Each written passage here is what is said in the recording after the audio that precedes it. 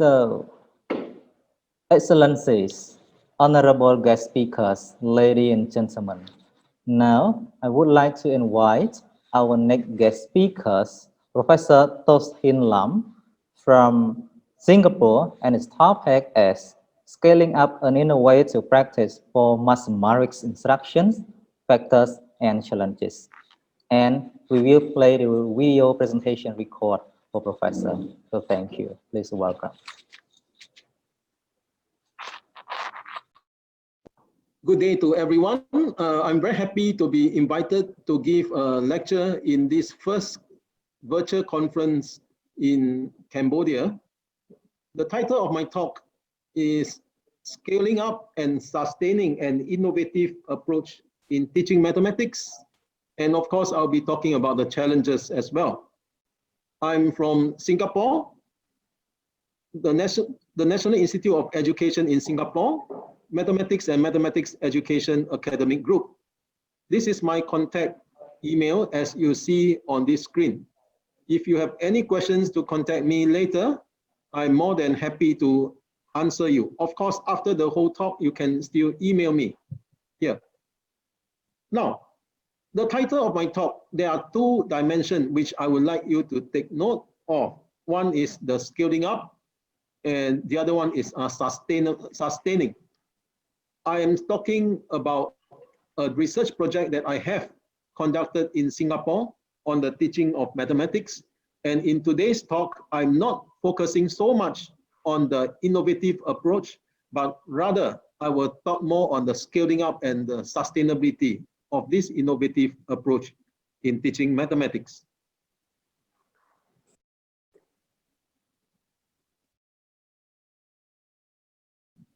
The outline of my talk will be this. I will first briefly talk about the research project that I've conducted in Singapore.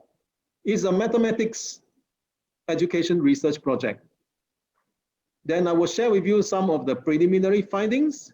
And based on these preliminary findings, we have the motivation to scale up the approach that we believe that it will work in most of the Singapore mathematics classroom. Just the scaling up alone is not sufficient. We feel that the sustainability of the innovation is equally important. Of course, it is not a bed of roses. There are challenges that we encounter along the way, which I would really like to share.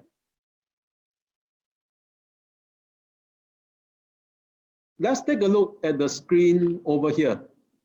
These are the screens in the mathematics classroom.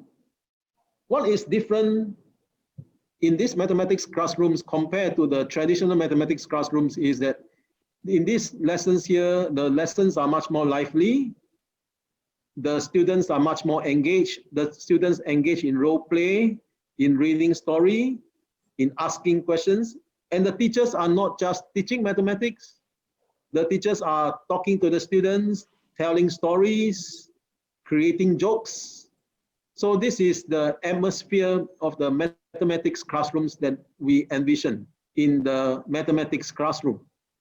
Mathematics classroom is not seen as that a one-way traffic of a teacher talk, but is one that involves a two-way dialogue. And more importantly, the students are actively engaged in creating knowledge. So the new approach that we are advocating over here is the use of these comics to teach mathematics. This comics is used in place of the traditional textbooks or the old instructional materials that the teachers tend to use. What is so different is that the mathematics presented in the comics are able to engage the students and to make them excited about mathematics, as you can see from this screen over here. And we also have some very interesting things as seen from this slide here. The students are telling their own stories. They are not just reading the comics. Based on the comics, they are motivated, they create their own stories, and the teachers are participating in the story. And you can see the worksheet that's done by the students. The students create a graph of their own. They add in the numbers. They tell a story an imaginary story. And not only that, you take a look at the PowerPoint slides done by the teachers. The teachers are trying to help us make the comics relevant to the students, to interpret it in a context that the students will appreciate. So a lot of effort goes in on the part of the teachers and the students. Why are they willing to put in so much effort? Is because something that really interests them, excites them, that really make them feel the relevance of mathematics. Here, there are more things. And you can see the bottom right-hand corner of the screen. The students are in the mathematics computer lab. They are reading the comics online. They are eager trying to read the comics and trying to answer the mathematics questions. And not only that, they are creating their own questions. So from here, you can see that the students are so engaged in not only solving the problems, but they are also engaged in problem posing. So a lot of interesting things that we see in the mathematics classrooms that use comics for teaching. And you can see the very animated expression of the teachers involved as well. The teachers are not just teaching in a very stern way, but the teachers are also enjoying with the students in creating and reading the stories. So a lot of things are happening in such an approach of teaching mathematics, the use of comics.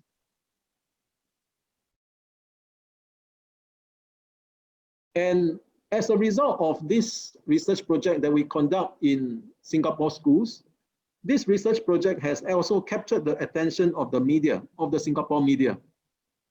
What you see over here is a newspaper report in the Singapore Straits Times that actually reports what we are doing. Reading comics in class is just a way to learn mathematics. And this newspaper article came out in 2016, and it actually received many reactions from the public about these research projects. And many of them felt that this research project of using comics to teach mathematics is a valuable form of mathematics instruction. And we received many positive comments from there. So our comics instructional package, as you can see from the picture over there, is what we call an alternative teaching package or a replacement unit. So in our comics research project, all these comics reading material are to replace the traditional textbook. And the students, instead of reading the traditional textbook, they are reading these comics books.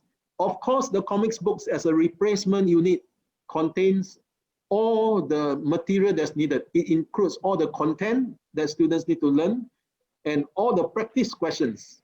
And of course, the higher order thinking questions as well. So as what you can see from the screen over here. And not only that, our package has also attracted the attention of the media from overseas. I think this is a Portuguese newspaper, and they reported our instructional package of using comics in place of the traditional textbooks for teaching mathematics. And after this, we have several responses from several other countries, such as China and Brunei and Indonesia as well.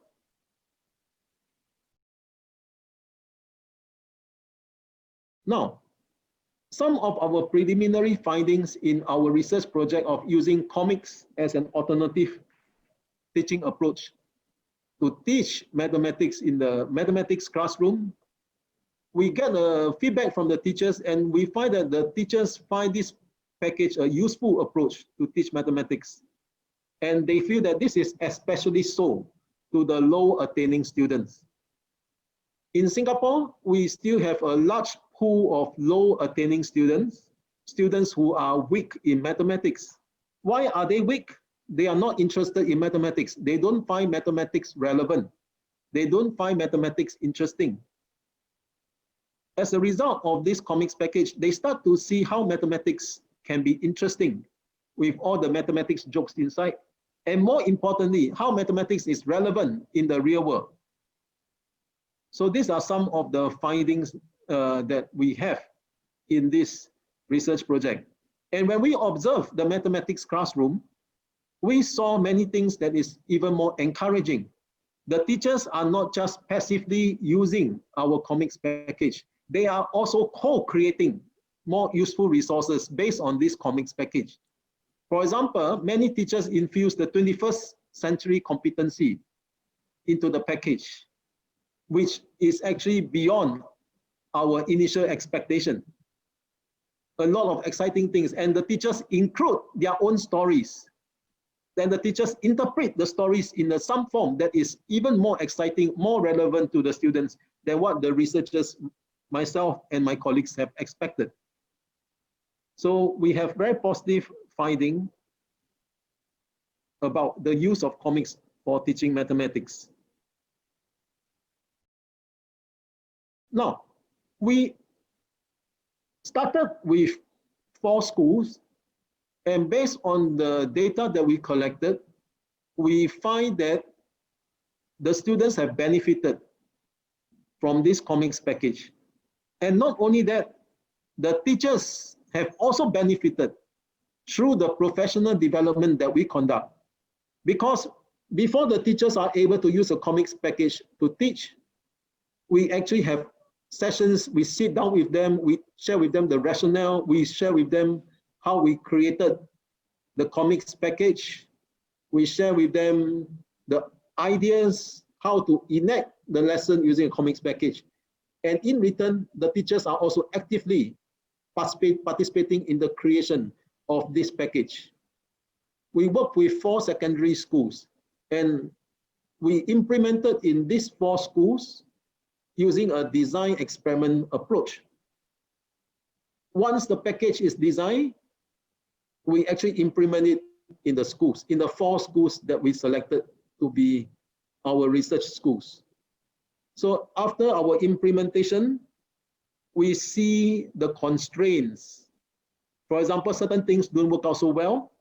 Certain things can be further fine-tuned. We might not have addressed the needs of the students, or certain things can be further enhanced. So we identify all the weaknesses and all the areas for improvements. And after that, we fine-tune the package. And in this way, we develop a community of practice.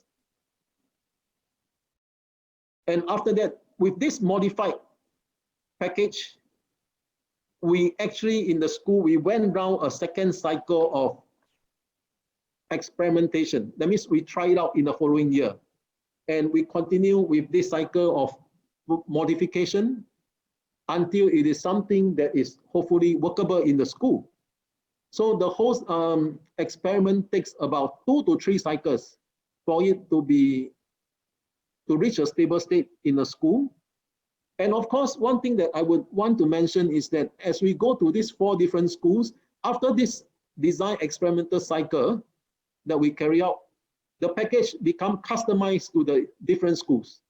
So it is no longer one blanket that fits all, but rather it becomes a customized package for the particular school. So we realize that this is something that is interesting, and we decide we should not just restrict to 4 schools, but rather we will extend to 11 secondary schools. And eventually we even move to 2 primary schools. Singapore is a very small country, so if you talk about 11 secondary schools, 11 plus 4, which is 15 secondary schools, that's about 5% of all the Singapore secondary schools. So the first thing, after we get some favorable results from the 4 research schools, we are thinking of scaling up. And in order to scale up, what we need to do is we need to have a package that is customized for the individual school. Scaling up is one of the important parts that we need to consider. And of course, in order for a research to scale up, for this approach to scale up to more schools, we actually have a lot of dissemination sessions to share with all Singapore teachers.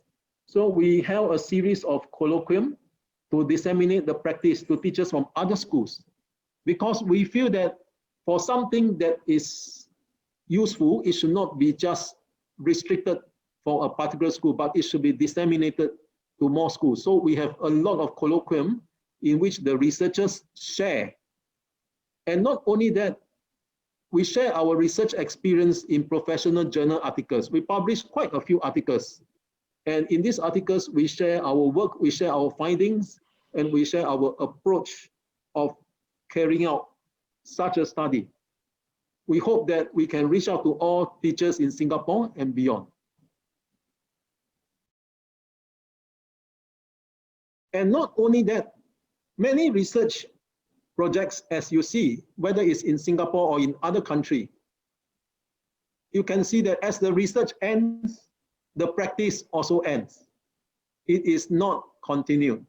We believe that the use of comics to teach mathematics, especially for the low attaining students, is something that is viable and that's useful. And of course, it actually helps to address the students' learning of the 21st century skills. As a result, we feel that sustainability is important. We do not want the case that when the research project ends, when the researchers like myself leave the school, this practice also dies there. So we want to have some form of sustainability. As a result, we have a channel of communication for the participating teachers. We keep a channel that's open. We build our website, which I show on the screen over there, which all our resources are being pumped into there. You can see all our comics projects. You can see our comic strips. And you can also see some of the comments from the teachers. You can see a lot of our resources over there. And more importantly, we put up a whole series of lesson plans. That means we are proposing how to use the comics package to teach the mathematics. And it is not just with the comics, it will work in the classroom. The teachers must play an active role in constructing the discourse and also invite the students to participate in the discourse as well. As a result, we actually come up with a whole list of lesson proposal of how to enact a comics mathematics lesson. And along the way, we receive feedback from many teachers. And based on this feedback, we actually come up with different versions, and even we fine-tune our existing versions of the lesson proposal. So these are some of our resources that we hope to keep it permanently there with a view of this practice being sustainable. Our project currently is coming to an end in a few weeks' time, but we hope to see that this project, this innovative approach proposed by this project, that is the use of comics for teaching mathematics, will be sustainable. As what we see in our research school, in several of our research schools, it has more or less become a permanent feature for a few of the classes. But of course, we are also mindful. It is not just the resources itself that works.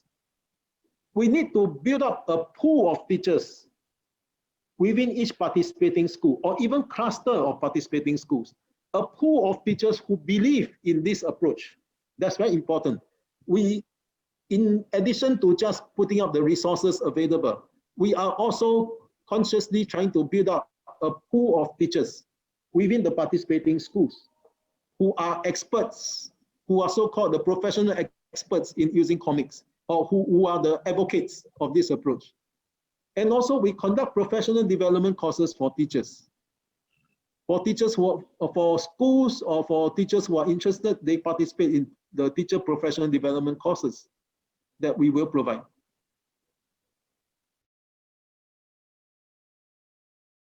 And also we get our pool of these teachers who are the champions in the use of comics to share their experience in their teaching using comics. So we provide all these channels for them to share. So you can see three of the teachers from our initial research schools, from 3 different schools. They are sharing their experience, what they have succeeded, and what are the things that they can fine-tune further. We do not want to just tell them, oh, comics is perfect, it's easy to use. But we want the real teachers to share their experience, their success stories, and even their frustrations, and how they can actually further fine-tune it. It is important for the other teachers to know what all these authentic classrooms using comics look like?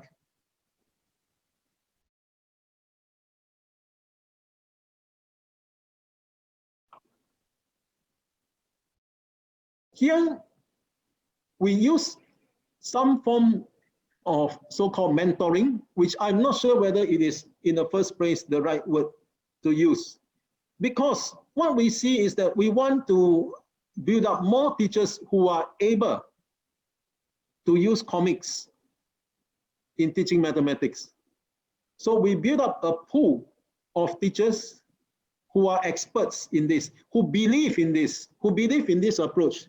Not only do they believe and they are being happy to share, they are not just the heads of department in the school, but they are teachers who have dirtied their hands and tried out the teaching itself. They are the teachers who have built up their success stories. They are the teachers who have experienced the frustration. So we have a pool of these teachers and they become what we call the mentor. And they will share their experience with the other teachers who are interested. We have a channel of a community of these learners. And in a way, we are advocating some form of subject-based mentoring.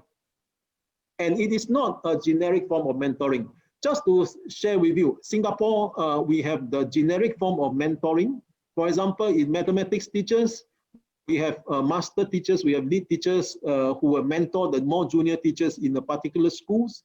But what we see, those are more generic. Over here, what we are trying to see is a group of mentors who are more subject-based. That means they are the expert in this approach of teaching mathematics using comics, and they are the one who is willing to share. And these mentors may not be very, very senior teachers. They can be just teachers with barely 5 years of experience. What is important is that they are good classroom teachers. They are willing to share, and they have positive experience, and they are reflective learners. So in this research project, as we move on, we also think of the sustainability in mind. So we identify this pool of potential mentors. What we really hope is that this pool of mentors will be able to help us multiply. That means we do not want this approach to die off after the research. So we want this group of teachers to multiply, the mentors to multiply, and try to capture more and more people who are interested and widen this pool of potential mentors. Of course, this is what we have in our practice. But of course, I would just like to share with you some of our difficulties and frustrations as well. Not all is bed of roses. There's a lot of challenges that we encounter. And of course, it's still too early to say that whether we will succeed or we will fail. But I think it is good to share with you some of the challenges. There are two main factors that we see. One of them is the education policy. And of course, the school leadership is important. As this use of comics is not the overall part of the Ministry of Education's curriculum. This is done by the researchers.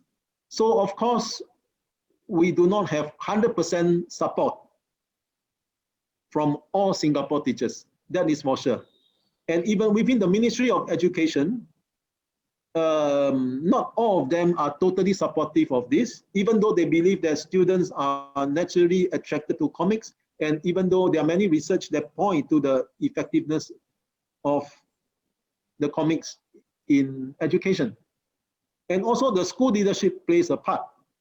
We have done with so many schools, 4 plus 11 secondary schools, that is 15, and 2 primary schools. We find that in those schools where we have the strong support of the leadership, the head of mathematics departments, the project went off quite well. But for those schools which we only have teachers who are interested, but the head of departments may not be keen, it was a bit hard to kick off, and it is a bit hard to multiply. Of course, another factor which I highlighted here in blue, the changing profile of the schools and the teachers is very important. is one of the factors that affects us. For example, in the initial few years, we have identified a few very good mentors in the use of comics in teaching. They are very good classroom teachers. They are able to use the comics very naturally, and they conduct good lessons. They are able to engage the students. But unfortunately, what happened is that in Singapore, a teacher is teaching 2 subjects. So after we have developed these mentors in teaching mathematics, in a few years down the road, the teacher has been asked to teach another subject, like physical education. So the teacher is no longer teaching mathematics. And because of this, the teacher could not devote the time, and they do not further develop themselves in mathematics. So we see this is a problem. We have developed a few very strong mentors, but after that, what happens is that after they are asked to teach the other subject, and they totally get out of touch with mathematics. And so as a result, we encounter this problem. This is the problem in Singapore, as in every Singapore teacher teaches 2 subjects. A lot depends on the school's deployment. For example, if the school suddenly doesn't need mathematics teachers because they have access, so the teacher will be deployed to teach the other subject. So we feel that these 2 are the most important challenges that my research project actually encounters. So let me just briefly mention. In our approach, in our research, we were very keen. We want our research, our innovative practice to be sustainable. So we have some form of mentoring scheme, but which is not a formal structured mentoring scheme like what we did in the Singapore, the official Ministry of Education. We have something that's less formalized. We get them to share, we build up a community of learners, we get them to share resources, we get them to share their experiences, and the researchers myself go in and actually give them some feedback. It is something that is not very formal. It is not so structured. Yes. And also, this what we are proposing is something that's subject-based, and it's not so the generic mentoring, which is already in place in the Singapore Ministry of Education. Rather, we see as a team-based mentoring. The use of comics is the team. Again, one very important question that we realize is that what is important is to align it to the national policies. And also, what are the individual benefits that the teachers and the students can get? So we are still having this in mind, and we are still sorting our ways to go about doing it, as our research project is coming to an end in a few weeks' time. So I will end my presentation here. Thank you.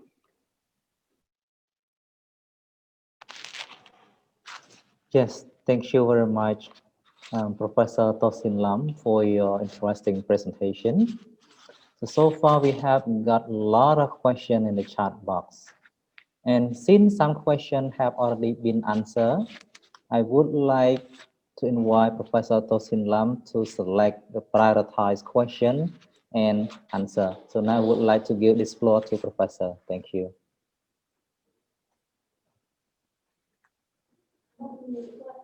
Professor, could you please unmute, sir? Sorry.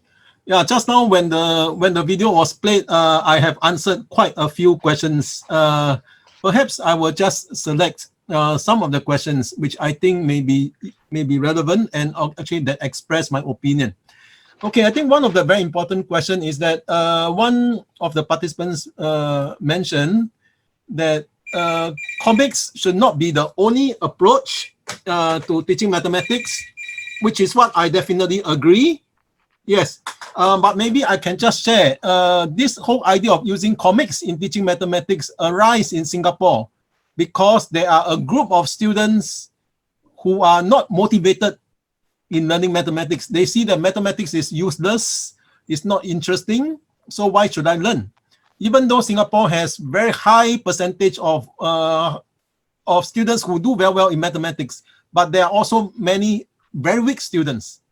So I think this whole project arises to help those really weak students to learn mathematics.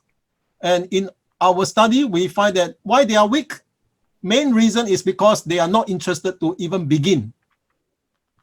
That's the So the use of comics motivate them, get them excited, let them see the relevance. And after that, what is really shocking in our study is that even those so-called we say the weak students, the very weak students, they are able to actually engage in a very higher order thinking. So this is what we saw. Okay, I'm not proposing that this is the only approach, but this is one of the approach that we are exploring to work on our low attaining students and students who are not motivated in mathematics. So this is one question that I want to say. And also another thing, there are some technical questions like how to, all these drawings and all these things. The whole idea of this comics approach is not so much of the drawing, but rather how the teachers are using it for the teaching. Are you using it to teach mathematics? Or are you using the comics for students learning mathematics? Or are you using the comics to allow students to create their own knowledge? So I think we must get the right paradigm before we can decide on how to use the comics. Yes, this is one of the questions. Hang on, I think now that I saw a few questions coming out, okay, maybe I will answer these few. Some students are very poor at math and some are either poor at English. So they will have one more challenge. Otherwise, what suitable ways do you overcome with such problems? Okay, in fact, one thing about comics that we get from students' response is why students are interested to learn mathematics through comics. It's because some of them, they are weak in language. They are poor in English. So when you have the problems presented in a contextualized situation, like in the case of comics, the students get so excited. They can make sense of it and they will slowly try to decode the information. They will chunk up the messages themselves and they will try to make sense of it. So what I see the power of comics is that it really engages them. They are willing to do one more step. When they are weak in mathematics, they will try to make sense of what is going on in the problems. Yes. So this is one thing that is powerful, is that it makes the students want to do things on their own and not just dependent on the teachers to do it for them. Yes. Okay, so I think this is one question that, hang on, there's another question. Singapore has a curriculum in teaching math too. So using comics in teaching response to each other. Okay, and how about the lesson content still remain the same? Yes, maybe I will answer this part of the question. When I use comics, how does the content, what happens to the content? In fact, in another of my lecture, not here, this comics package is used as what we call a replacement unit. In other words, it is an alternative teaching package to what is the traditional textbooks. So using this package, we will cover all the content as in the usual curriculum. The only difference is that how the lesson is being carried out is different. A lot of student engagement, a lot of activities, but at the end of the day, the students learn the same thing. Yes. Okay, there's one more question. Do I have the time to answer? Yes, of course, you have around 11 minutes more to answer the question. Okay, yes. Would you show me the most important of challenges for applying mathematics at school? Now, one of the most important challenge, what I see, is a lot of the systemic structure of the school. For example, in my talk, I did mention, we managed to get the teachers to buy in. They start to believe in it, and when they implement the lesson, they see success story. Unfortunately, due to the school's deployment need, after a few years, they are shift to another to teaching another subject. So after we have developed them for a few years, for 2 to 3 years, the schools decide to change them to teach the other teaching subject. I do have many good teachers who are good mathematics teachers who are engaged, who embark on our research project. But after 2 years, they move on to teach physical education and chemistry, and nothing got to do with mathematics. This is a lot related to the school's deployment. So we find that we have actually built up multipliers, but unfortunately, we also lose teachers from here because they switch to another subject. Yes. Okay, one more question. Could you let me see the math curriculum of Singapore? The math curriculum of Singapore is available in the website. Yes, if you Google, you can find the Singapore mathematics curriculum there. So I will not show you here. If you can't find it, you can email me privately. Yes. Okay. So thank you very much, Professor Tosin Lam. So in this case, would you mind sharing us some, challenges regarding how to, implementing as well as, um, using, Okay. the comic books in your context? Thank you. Okay, one of the challenges is actually getting teachers to buy in, teachers believe. Getting teachers to believe, especially the more senior teachers who have actually taught in schools for many years, they have actually taught in their traditional ways, and they find that and those are recognized good teachers. They don't believe in these comics, and because the more senior teachers, they feel that comics is something that should not be in school. And because of this, they are not even interested to talk about more. So this is one of the most important challenge that we have. Of course, the more junior teachers, I think they are more receptive. Yeah, things turn out better. And especially it is useful for those teachers when they were students themselves, they are not so good students, not so good mathematics students. They understand the difficulties of learning mathematics. Yes, and these are the people who will actually find this package very useful. Okay, so I think first of all, the challenge is to create the buy-in. The buy-in is very important. The teachers must believe in it. If the teachers don't believe in it, they just follow the procedure, go through the motion. Students are not going to benefit. Because when they start to implement the package, we do conduct the teachers' professional development with them. We did get the champion from the other schools to talk to them, to share the experiences, etc. Yeah, the whole idea is to create the belief in the teachers. Yes. Okay. Okay, there's one more question if I have the time to answer. Would you mind, could you mention about the methodology of teaching mathematics? Yeah, of course, Professor, you have around 5 minutes more to answer the question. Okay, okay. Hang on. Would you mind, okay, could you mention,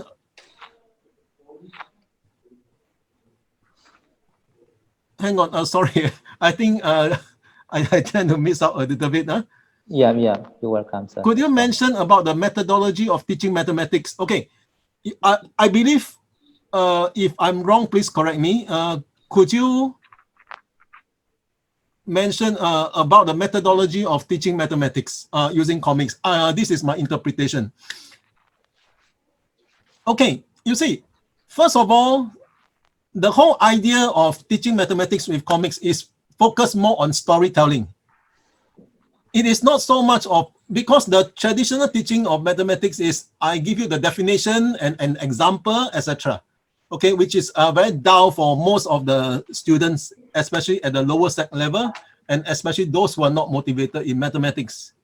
So when we use comics to teach mathematics, we are telling the students the story. And through the story, all the concepts of mathematics are being brought out. It is in a very informal way, not very, very structured, but when I tell you a story, the concept of geometry, the concept of percentages, everything start to emerge. And the students get so excited because all these things are being inside the storyline. So as a result, this actually caused a whole series of discussion between the students and the teachers. And teachers right on this opportunity to bring out all the related mathematics concepts. Yes, so the whole approach of teaching mathematics with comics is actually storytelling. And along the way, we have seen very successful cases of teachers trying to use role play, trying to get the stories, the students to act out the story and even create their own story. And we also saw situation of students trying to act out the whole comic, the whole set of comics through the live acting of the students. Along the way, you see a lot of very interesting and lively discussion going on. Yes. So the content The mathematics content, everything is covered. Nothing is lost. But the approach is different, completely different. Yeah. How to apply mathematics? I don't understand this question by Sokunti. How to apply math with life living for students?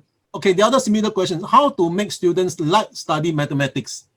Okay, I believe these two questions are quite similar. How to make students like studying mathematics?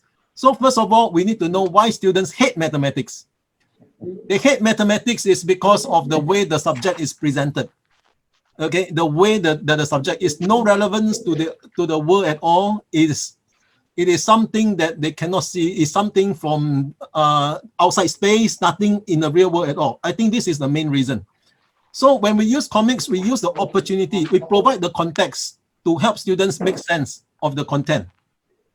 To make sense of the content. And from there, they will see that mathematics actually arise from day-to-day life.